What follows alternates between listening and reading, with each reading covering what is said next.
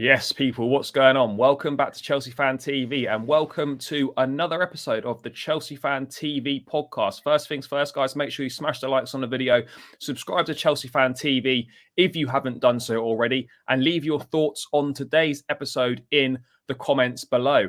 And unfortunately, it wasn't to be in the first leg of the Champions League quarter-final tie for Chelsea, going down 2-0 to Real Madrid. And to be honest, the scoreline was quite kind to us. Apart from the first 10 minutes, we were never really in the game. It was a backs-to-the-wall job, and it was really easy for Real Madrid. They didn't really have to get out of second gear. And from a Chelsea perspective, the basics you want, there was just no fight. There was no passion. There was no desire.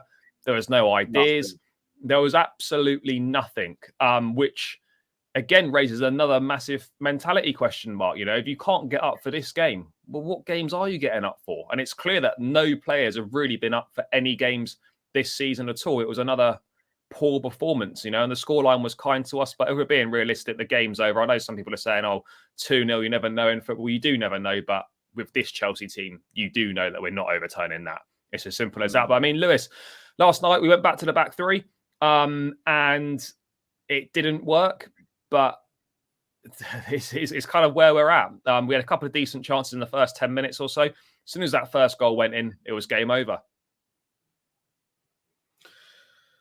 Chelsea, that's the way that game felt. But we'll talk about it later. I have a serious worry about the mentality of this club, and especially what it's going to be like for the next few games and towards the end of the season.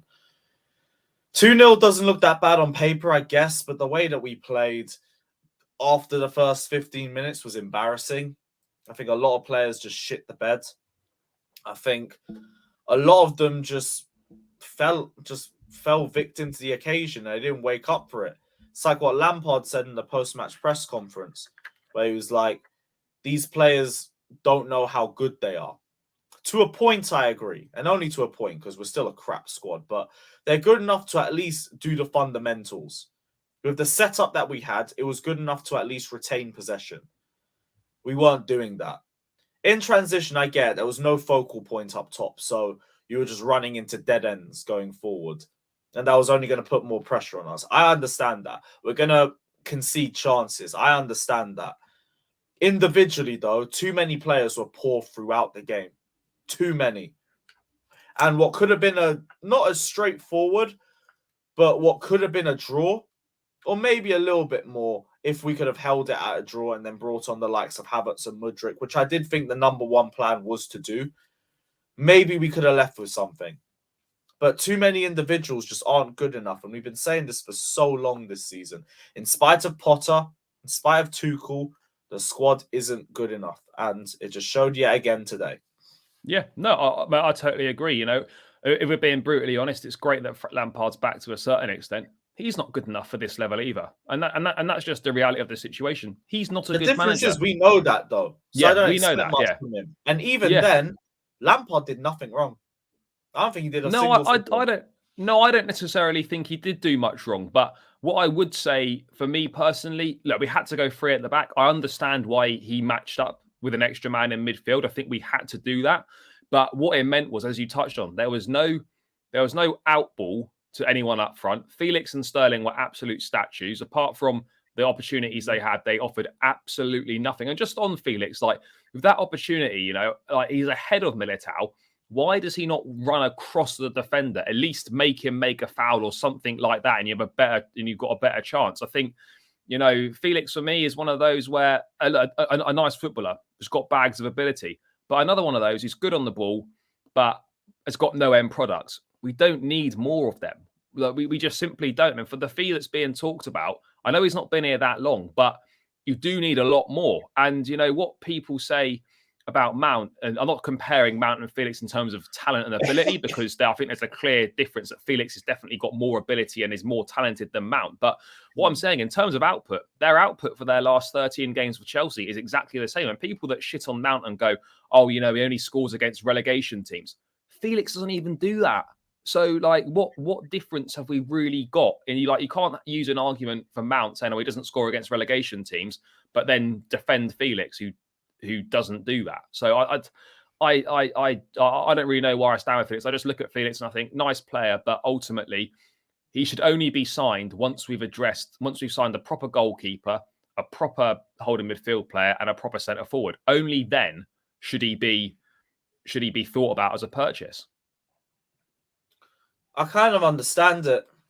I just want whatever the new manager wants to do with Felix, I say we go with.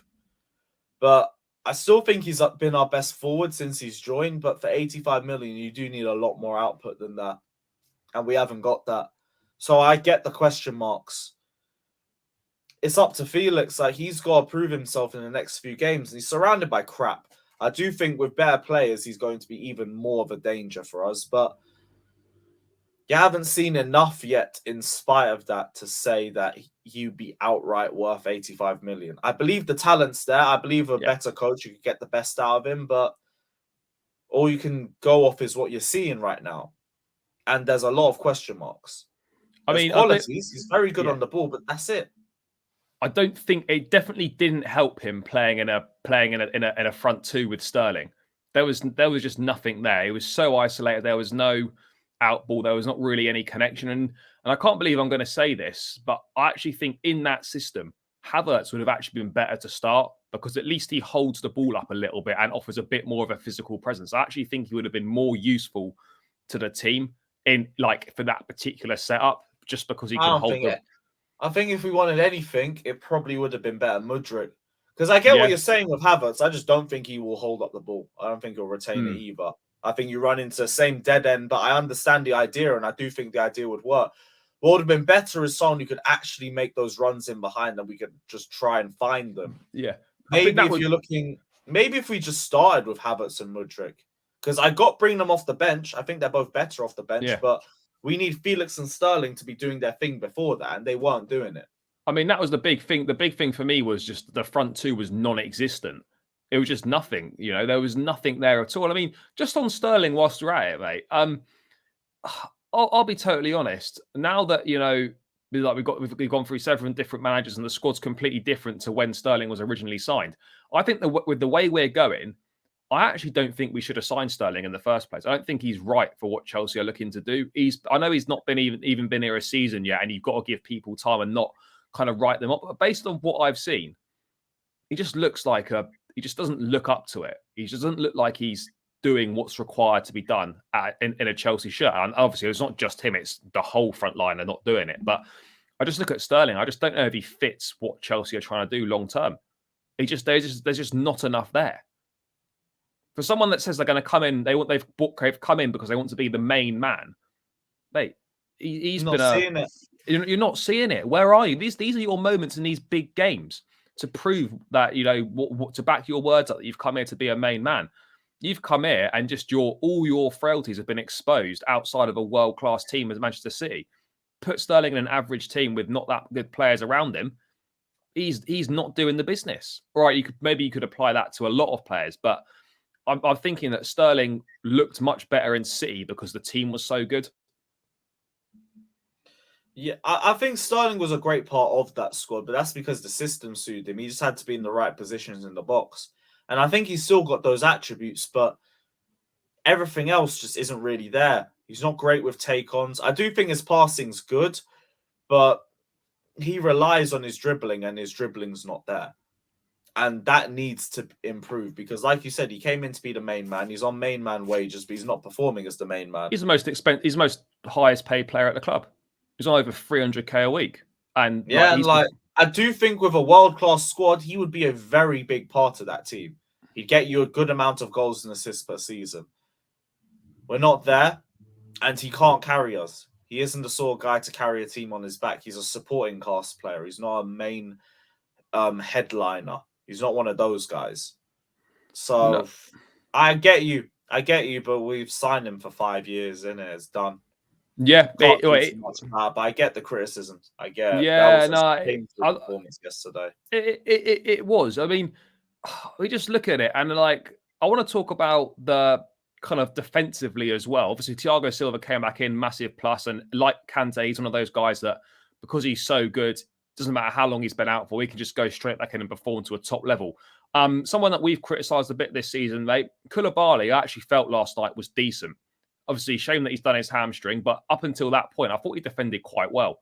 And he's done his hamstring in making up for his own mistake, but he got back and he dealt with it. I thought it was better from him. What I was concerned about, the performance of the wing backs was shocking. Like, it was really bad. But when you play a 3-5-2 system and you've got no wingers and no width at all, the role of those wing backs is even more important than it would be in, say, a 3-4-3. And for me, it just looked so unbalanced. James was getting forward, but not getting back to cover Fofana. Chilwell wasn't getting forward at all. And they just both had terrible games. I mean, Reece James either wasn't fit or he just didn't look up for it. One of his worst games he's had in a long time. And Chilwell the same. The red card was stupid. Yes, Cucurella gets sucked in, loses his man, leaves Chilwell in a different position, but it's kind of just taking the easy way out there by taking him down. I mean, just on James first, mate, well, what did you make of him and the wing-backs in general? Because so important to the 3-5-2 system. They were virtually non-existent. Didn't really do anything. Reece was just very passive. Very passive. Vinny also had his fun with him. Him and Fofana, to be fair, but Fofana was more left exposed by James. He was just all over the place positionally. Him and Chilwell. Chilwell was losing the ball for fun. I also think he's partly responsible for that red card. A lot of people are saying Cucurella's mainly to blame. No, it's both of them. No, it's both of them. Cucurella's an idiot for stepping out that far against Rodrigo because he's just not catching him back. Chilwell, though, shouldn't be grabbing him. You either got to leave that to Kepa, and whatever happens. If he scores, it's Cucurella's fault anyway. You've done the best you could. Or you got to slide tackle him and hope you get the ball. But if you're using your hands, you've made the decision for the ref. It's already a red card. You're the last man. You've just made it very easy. It's the easiest red card in history. And it's not just killed the game, it's killed the time. Now we got to play Cucurella at wing back, or we got to play a 4 at the back. Either way, we're screwed. Yeah. I was like, now what? That's thrown the tie away. It's stupid from Chilwell, that move. He knows it as well. He apologized. It's whatever. People make bad decisions. I'm not going to say, Chilwell's crap because of this. Sell him. No. Chilwell's still, I think, a great left back, but poor decision. Poor decision, poor performance, poor game. Yeah, I mean, it wasn't a great 24, signs a new contract extension with the club the day before, then gets sent off the day after. That's kind of contrast of emotions there for him. But I also wanted to touch on kind of big game players. And we saw, obviously, there's a lot of talk about Kepa being at fault for both goals here. And we'll get into that shortly. But what I would say is the difference for me is players stepping up on the big occasion. And I know that Courtois has not perhaps got the best rep with Chelsea fans. I think he's a great goalkeeper. Yeah, it wasn't great the way that he tried to leave, but it's in the past and it's done. If we had him in goal last night, I don't think either of those goals go in. And then with Benzema, he's alert when it matters the most. Big game players are always there in the big moments, and they win you games, or they save you goals from going in. And for me, mate, Kepa last night, I just feel that the second one maybe a little bit harsh. I think it's more on the fact that we just left Asensio unmarked at the edge of the box, and then no one ran out to try and block that shot down with any urgency. But the first goal, you could say, look, okay, Reece James gives us the ball away first, then Fofana gets wrong side, then Kepa is not the best save, and then for the follow-up, Koulibaly's also wrong side on Benzema. So kind of a catalogue of errors. But just on Kepa, mate, do you think he's at fault for both goals? I think it's a bit harsh for people to blame the whole defeat on him, but certainly I feel there's an aspect where he can definitely do better. And that seems to be a recurring conversation around Kepa, that he can always do better. First goal, I don't really blame him. If anything, I think it's more Koulibaly and Silva. They just completely ignore the run of Benzema. Can't really do too much on that one. You could even say James a little bit because it was a sloppy pass in the build-up. Second goal, though, positioning, you should be doing so much better. Poor wrists. And that was apparent in more than just that. There was catching crosses in game. He looked very sloppy. Very sloppy. It's just not good enough. And it's the same crap we say every week about him, man. If he has a good game, it's partly because he's barely been tested. If there's a wonder goal, it's going in. He's not good at catching crosses. For where we want to be in the Premier League, Kepa ain't that guy. No, he's not good enough. I don't mind him being a number 2 because we can't sell him. but I can't be asked for him as a number one. No, he's not good enough. And what he's done, you know, to go from where he was in his Chelsea career to where he is now, fair play. But the reality of the situation is, like, over a course of a season, Kepa will cost you more points than he's going to save you, and he's just not that in that top level of goalkeeper that is going to win you the big trophies. It is as simple as that. But for me, mate, I look at a number of things now. Kind of the difference between Real Madrid and Chelsea. I just look at the squad planning at Chelsea. It's been fucking shocking. You know, Madrid is a perfect example of how you succession plan in midfield. Modric, Casemiro, Kroos, right? Casemiro sold, one of their best midfield players. Tchouaméni in, Camavinga in. Now they've gone from Modric, Kroos, Casemiro. They still got Modric and Kroos, but they're phasing them out, and they've now already got in place Valverde, Tchouaméni, Camavinga, the next lot off the rank. They then might add Jude Bellingham. You know, it's proper squad planning so that you're not left in the shit when your good players move on. And we just haven't got that squad planning. You know, the succession planning's not been there. The idea to look a couple windows ahead has just not been there. And the biggest thing for me is they've got big game players and big mentality players. You know, Courtois is always going to turn up on a big night. You know, Benzema is. You know, Modric, despite being 37, is always going to pull strings in midfield. You know, Vinicius, one of the best players in the world, is going to turn up. And the occasion's never going to get the better of a Real Madrid side. But for Chelsea, like, you know, you go to this game as a professional player, Champions League quarter-final away to the defending European champions. You shouldn't need motivating for a game like that. You should be up for it. And yet, so many of this team were not up for it, looked disinterested, looked like they didn't want to be there. And that is a massive concern. We haven't got any leaders. We haven't got enough experience. We haven't got the right characters. There was no fight, passion, or desire from anyone. And the mentality was shocking. And it just makes you think, well, that mentality coach we appointed from the New Zealand rugby team, whenever it was a few months back, what work has he been doing? Mate, what's he done? Because these mentalities are still in the gutter. I don't know. This mentality's been shit for years. I don't think a mentality coach that's even been there for a couple months would be able to sort all of that out. I thought there'd be a step in the right direction. Nope. But these players got no application anyway. So what's the point of trying to motivate players that just aren't good enough? Like, we just need to clear out this squad. Use them for the players that you want to keep for the long term. As soon as we get knocked out by Real Madrid, play the youth. Back to that position again, but whatever. Play the likes of Hall, Chukwuemeka, Datro Fofana, whoever, Chalobah, I don't care. Anyone who's going to be a long term or anyone who hasn't been a complete embarrassment for Chelsea this season, play them. We might get a win or two. But that's all I care about. Mate, and we're playing. Yeah, I mean, if we're playing anyone that's not been a complete embarrassment this season, we're not even fielding an 11. So, to be honest, yeah, we'll just be defenders and midfielders. Yeah, well, this is it. But I mean, it is a tricky one. But the biggest concern for me is that with all the money we've spent, we still have zero spine to the team. We don't have a world-class goalkeeper. We don't have a world-class number 6, and we don't have a world-class centre forward. We have no spine to the team, and the spine that is essential to the success of every side.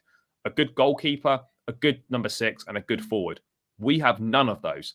I mean, what are your thoughts on the squad planning? I know, like, new owners have come in, they spent a lot of money, a lot of players have come in at once, and you can't address it all in a couple of windows. But the fact that we're still missing all of the key areas, like, I mean, what have you made of the squad planning briefly? I just think it's been crap, really. Like, no. Since Bowley's joined, I think it's been all right. There's been good young players that have come in. They're leaving Joao Felix to whatever the new manager wants to do. That makes sense. Other than that, though, like, it's not really been great. It's not been great. I don't know. I don't really know where we turn it around, but it all depends on the summer. All depends on the summer. If we can make the right moves there, have the right outgoings as well, so we don't have a bloated squad, maybe we'll look a little bit better with one game a week. But for now, it's crap.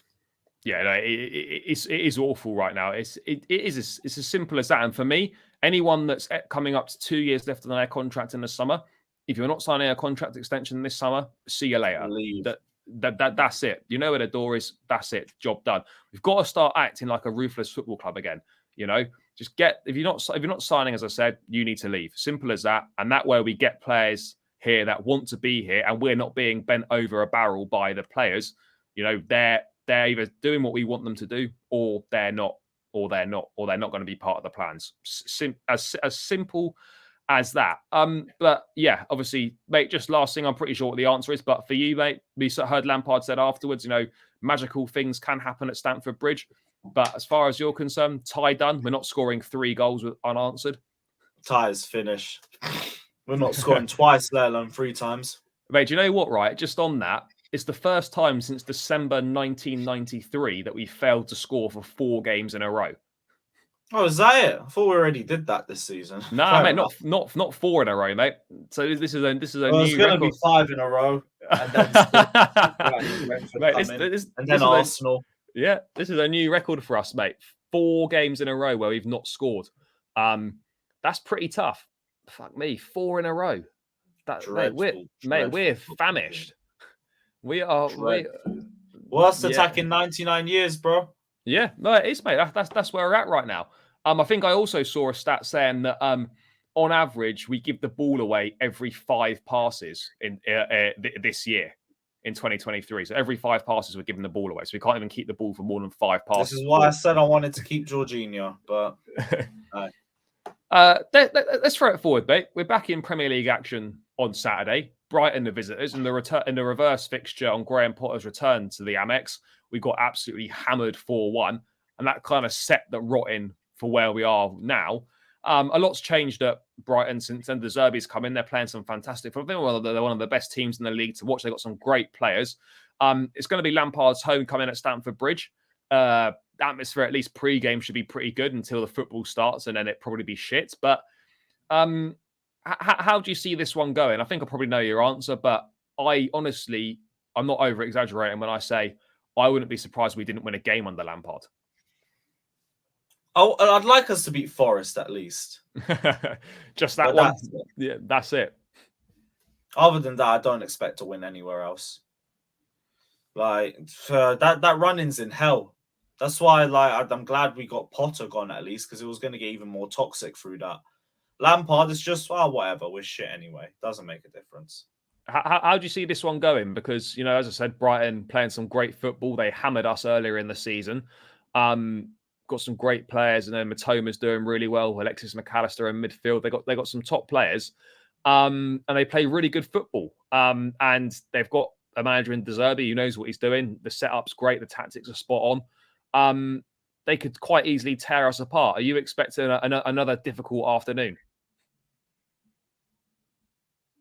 2 days. We've got 2 days break. Wednesday, Saturday. They've had a week off, my friend. We're getting battered. Yeah, absolutely battered, bro. Yeah, I think we try and make it decent, but no chance. They're going to rip Cucurella a new one. Just on the system for Saturday. Obviously, we got Madrid Tuesday, so a few days later. And it's debatable whether we're going to be able to go with the 3. Do you put Chalobah in, then you play Cucurella as a 3, or are we going to go to a 4? Do you think that Lampard in this game could be tempted to go with the system that he's going to go with against Madrid, and we may be forced into going to a back 4 because Koulibaly looks like he's going to miss that second leg as well? I mean, if we that, do you think we might go the back 4 because we may have to play a 4 against Madrid, or do you just think take it game by game? Chalobah, though. I'd rather we just did that. We could do Silva for Fofana Chalobah. Yeah, there'd be no subs on the bench centre half wise, but I mean, it might be all right. Well, we're done out. But I mean, for you, mate, at the weekend, do you think back 4 because we might have to play it Tuesday, or do you think go back 3, just go with the system that's going to give us the best chance of winning the game? No. We can play a back 5 on Saturday. We play a back 5 on Saturday. Yeah. We don't change that. Don't change that at all. Yeah. No, I mean, and for you, mate, what sort of personnel changes would you like to see going into this game? I mean, I think the 3-5-2, I don't think at home to Brighton we need another man in the midfield. So I think we should see 3-4-3. Mate, what's happened to Badia Shield, by the way? Why can he suddenly not get any minutes? I don't know, but he should be the first person on the team sheet on Saturday, because him being benched for 4 games for no reason other than the UCL game makes no sense. Yeah, I don't understand what's going on there. But for me, I mean, back three, Fofana, fucking Silva, and Badiashile should be the back three. James and Chilwell, because Chilwell's not going to play on in the second leg. Enzo, Kante, probably. I mean, Kova had an awful game, by the way. Okay, yesterday it was so bad. And then for me, front three are probably looking. I mean, I'd love Mudryk to play. I don't know why this guy can't get minutes. Mudryk for me in the front three with, fucking hell, it's pretty bleak. You probably say Felix, and I guess it's Havertz or Sterling. I mean, it's best you could go for. Best you could go for. Let's just hope it does something. What would you go with? Felix? Would you go Felix, Havertz, Mudryk? Or Sterling, Felix, Mudryk? That's the. I'd go Mudryk, Havertz. I'd give Madueke a game. Yeah, I don't know why he's not playing either. I mean, I think, to be honest, it looks like Felix is just going to start every game. I don't even know if that was in the contract for his loan that he's got to start every game. I'm not sure, but when you bring someone in for such a short amount of time, he's probably trying to see the best out of them. You want to see the best out of them, and you've brought them in to play the games that you've got. So you would imagine he starts. But I mean, it's not an easy juggling act having so many players, because there's going to be players that are going to get left out. I mean, we saw Lampard brought Aubameyang back into the squad straight away for Wolves, got some minutes from the bench. Do you expect him to feature again? I'd be shocked if he started, but from the bench, Lampard seems to want to use him at least. Nah, maybe off the bench, actually. Maybe off the bench, Yeah. But I don't think he'll start. Surprise me, though. Him or Fofana, I'd be happy to see that. Yeah, but we just got that's the thing. Like, you think we've bought all these attacking players, but we don't actually have that many attacking options from the bench, which is mad when you think about it. Like, you're looking at a Pulisic and a Madueke. And in terms of who's actually good, nope, you don't see nothing. Well, mate, the players starting up front aren't good, and the players coming off the bench aren't good. So like, you're just replacing shit with shit. Exactly. Just hoping one smells a bit better than the other. No, exactly. I mean, Mason Mount, first minutes last night for a while. I think Tottenham away in February were his last minutes. He looks okay when he came on. Had a decent chance, but Rudiger showing us what he can do with that block, which was vintage him. Do you think now that Mount's got a few minutes under his belt that we could maybe see him come into the lineup? I mean, if it's a back five with a pivot, then he'll have to play in the front line. I mean, can you see Lampard turning to him? Maybe, but I think he'd just come off the bench as well as Oba, really. I don't think we'll see either of them starts until the end of the season. Yeah, probably. I mean, it's going to take them time to build minutes up, build fitness up and all that. But yeah, the underlying factor is this is going to be a really difficult game. And we'll be lucky to get anything out of it, is the brutal reality of the situation that we're in right now. Mates, around this one out, score prediction, what we saying? Are we going to score for the first time in 4 games? No, we're losing 3-0. We're losing 3-0. I tried to think of a situation for a goal. No, mate, chance. I think even if we get a penalty, I still don't back us to score that. Yeah, maybe penalty, set piece. That's our only penalty or set piece. We're not getting an open play goal. Absolutely not. No chance. I mean, just briefly, mate. What do you think the atmosphere will be like for Lampard's first game back at Stamford Bridge? Do you think it'll be decent? It'll be good for 5 minutes, then we'll watch the football. Yeah, be good for the first 5 minutes. You already know what it's like. You were at Wolves, bro. Yeah, you know, you already seen it, mate. 5 minutes, like everyone Lampard chants, loving it. 5 minutes in, gone. Like, wait, we're still shit. Yeah, we're absolutely dog shit. I'm gonna go. I'll be honest, mate. I think we'll lose 2-0. I don't back us at all. This team's so bad. So yeah, I'll put us down to lose this one 2-0. But maybe we can be proven wrong. Maybe, Lewis, you'll get your wish, mate, and we'll finally hit the 40-point mark.